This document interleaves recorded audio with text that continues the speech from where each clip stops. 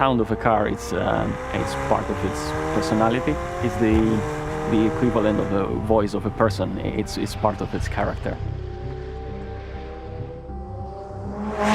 My name is Andreas Ursunelos, and I'm a senior NVH engineer at McLaren Automotive, which stands for Noise, Vibration and Harshness.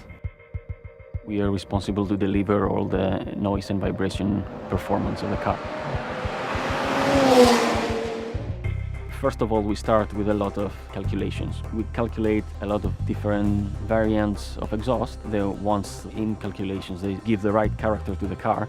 These are the ones we actually build and test. It's very important for the cars to sound like McLaren cars. From the beginning, we wanted P14 to have an aggressive and loud sound, but at the same time to be a clear sound.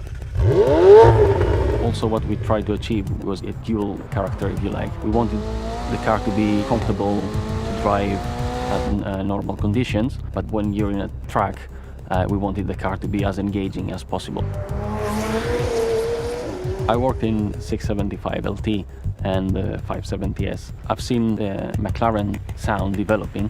I think the McLaren 720S has the best McLaren sound so far.